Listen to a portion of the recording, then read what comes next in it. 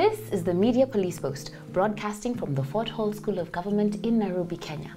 In this show, we police the state of truth in the Republic. And because truth is communicated to us by journalists and analysts, we have made it our civic duty to put it to the test.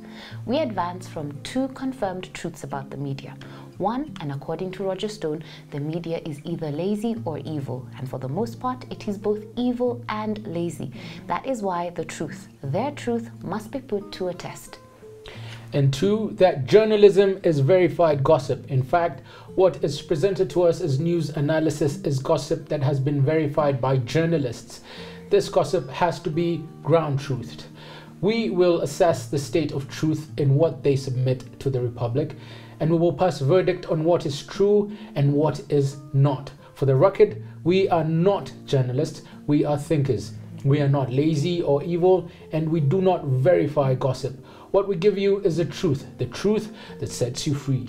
On today's show, we will discuss ideas that reflect unformed and uninformed opinions, and ideas that just made you feel stupid. Narratives that fell into the cognitive trap of we see things as we are and not as they are. Narratives based on conjecture history and those that smack of envelope journalism. Welcome Ms. K and CS. Thank you.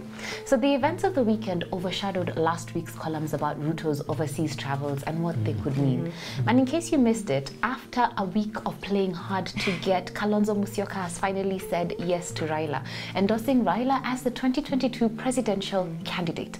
The marriage of Azimio and One Kenya Alliance with marching outfits took place last Saturday at the Jacaranda grounds, and the sole witness was President Uhuru Kenyatta. However, Kalonzo now claims that the Saturday agreement was so rushed that no one knows what was signed or agreed upon. So today I would like to explain what is happening to Kalonzo. In our view, Kalonzo Musyoka, whether he realizes it or not, has been actively engaging in a process of political bargaining. In their book, Political Bargaining, Theory, Practice and Process, Gideon Doron and Itai Sened describe political bargaining as a tangible effort made by two or more people with some conflict of interest to reach an agreement over an authoritative allocation of scarce resources. The scarce resource that's up for grabs in this election is the two positions in the presidency. All political bargaining situations are characterized by some common elements, and today we will focus on only two elements. The first common element in a political bargaining situation is interdependency. To be able to bargain, the individuals involved need to have something in common that they all value, even if their interests are diametrically opposed. The interests of Kalonzo and Raila are diametrically opposed. Each of them wants to be the presidential flag bearer, but they have something in common that they value more. That's winning RUTO. That is why Kalonzo weakened his hard stand and broke his own legally binding agreement to endorse Raila. The second common element in political bargaining is the rules of progress. These are the guidelines that determine a political player's ability to move in the game of politics. A political player's ability to move depends on two things. One, his or her specific value proposition, that's what they bring to the table. And two, the set of constraints within which maneuvering is possible. So in politics, a player like Kalonzo is usually not free to move at will, as there are other players like Uhuru Kenyatta whose value proposition of 5.6 million Gema voters is greater than Kalonzo's 1.7 million.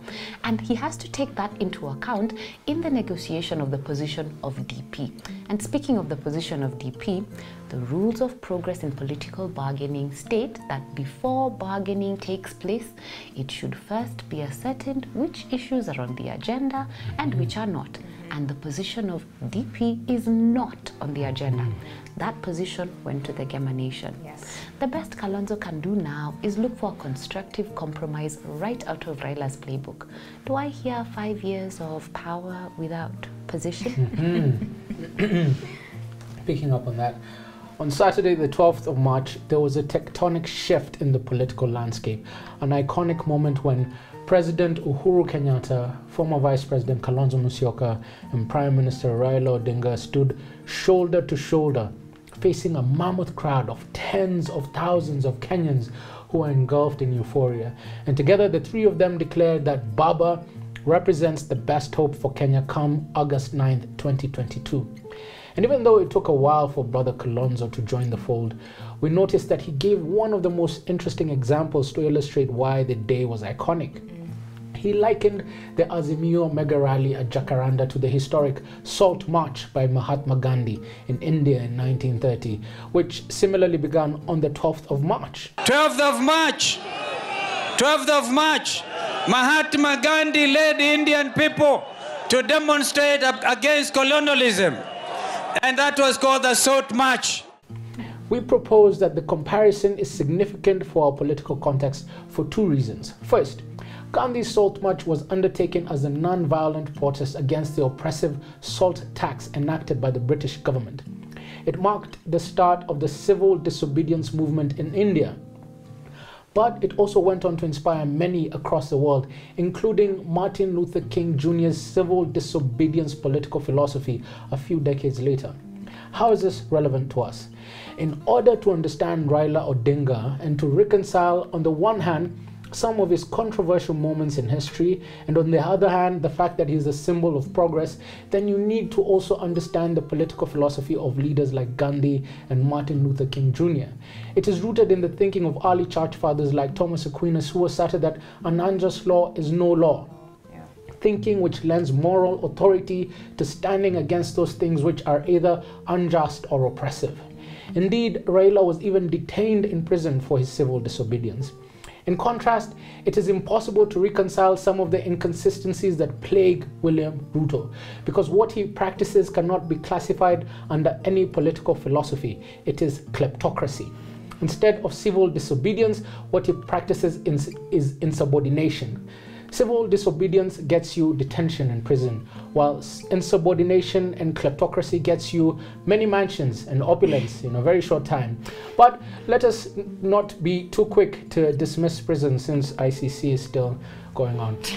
But the second reason I found Kalonzo's comparison of Saturday's Azimio rally with Gandhi's Salt March as significant is because of the unique yet enigmatic role which Gandhi occupied in politics. Gandhi was regarded as India's founding father. But one of the things that makes him peculiar as a politician is that he influenced so much without being elected to public office, except in his political party, the Indian National Congress, where he served as the 43rd president.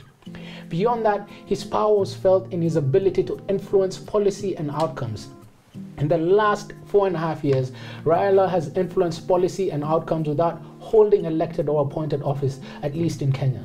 What Professor Mutahi Ngunya has said on a number of occasions is that if Kalonzo supports Raila for a third time, then Kalonzo is most likely to inherit the role that Raila has played for the last 4.5 years. The office of deputy president doesn't guarantee an ascension to the presidency. Kenya has had 11. Only one became president, Moi. If Kalonzo becomes, he will be the second, and not because he will have been Raila's deputy, but because he was vice president under Kibaki. The most important role Kalonzo will occupy in the unfolding season of Kenyan history will be his ability to offer counsel to the president and positively influence public policy and outcomes. It is one of the most important roles that is not recognized in the Constitution, that of being a statesman. President Woodrow Wilson, who was also a political scientist, defined this role in the following way: your real statesman is first of all and chief of all a great human being with an eye for all the great fields on which men like himself struggle, with tireless hope toward better things. He is a guide, a counselor, a mentor, a servant, a friend of mankind. Something more than foresight and less than prophetic knowledge marks the statesman, a peculiar being among his contemporaries. Wow. Amen to that. Okay, so today I would like to switch tracks and I would like to talk about the mythical undecided voter. This voter is about as real as the unicorn, the tooth fairy, and Ruto's honesty, because like them, none of these things exist. Instead, what we term as undecided voters are merely persuadable, on the move from one candidate to another. But because polls can only capture the destination and not the journey, they are classified as undecided. At least this is what political scientist Yana Krupnikov of Stony Brook University argues. But why do I want to talk about this today? Two reasons. First, 2022 has seen an uncharacteristically high number of undecided voters. And second, Ruto's NDC is tomorrow. Allow me to explain. First, 2022, as I have said, has seen an uncharacteristically high number of undecided voters. Before the landmark election of 2002, about 4 months to the polls, the number of undecided voters was under 10%. In 2013, 5 months before the polls, the undecideds were around 3%. Days before the 2017 polls, the undecideds and those who said that they were not sure who they would vote for were at 8%. Compare this with 2022, where the candidate named Undecided is the third most popular candidate in the nation, with 20% support, or about 3.9 million voters. This is more than double that of 2002 and 2017, and 6 times more undecided voters than there were in 2013. And this is highly unusual, because even at Kenya's most contentious election, 2007, the number of undecideds was 7%, 5 months before the election. So we must interrogate the current state of not only our undecided voters, but of the leaders who have lost them. For it is only one campaign that is hemorrhaging supporters. Care to guess which one? It starts with a UD and ends with our bottoms up and only wheelbarrows to support us. That's right, UDA. Even TIFA notes that when you compare the January 2022 versus the November 2021 presidential candidate popularity results by zone, Raila has gained most at RUTO's expense. And where RUTO's support has held steady for the last year, averaging at about 38%, despite the near constant campaigning he has done, Raila's has grown, more than tripling between June and November 2021 and growing 4% between November 2021 and November 2022. So on to my second point. Why bring this up today? Because RUTO's NDC is tomorrow, where he is expected to be named as UDA's flag bearer officially. Although I can't help but wonder what will change after UDA puts a ring on it. They've been giving up the political goods for over a year now, and perhaps maybe tomorrow they'll go from being the Mpango Wakando to the girlfriend, but we'll see. Nevertheless, these statistics portend a difficult road for UDA if RUTO is their candidate, perhaps going as far to foreshadow RUTO's and subsequently UDA's defeat, because RUTO is not bringing in any new supporters. And in this political stagnation, that it will become more and more costly in time, people, and money for RUTO to secure additional votes in addition to maintaining the base he already has. This may explain why RUTO allied himself to MUDAVADI and his fellow bearded sister Wetangula in an attempt to secure the Western vote, and why this marriage has yet to bear political fruit, if promised, and it may in fact be impotent. Therefore, although it is too late and RUTO has all but been formally crowned UDA king, I would like to remind UDA that there are only permanent political interests and not alliances, and it is never too late to leave a relationship. Do with that what you will. No, it's interesting that you say that RUTO is not gaining any more supporters and he will have to spend a lot of money to get even a few more. It explains why he spent 1.7 million to go abroad to get 5 diaspora votes. Thank you for joining us on Media Police Post. See you next Monday. Columnists, you have been put on notice.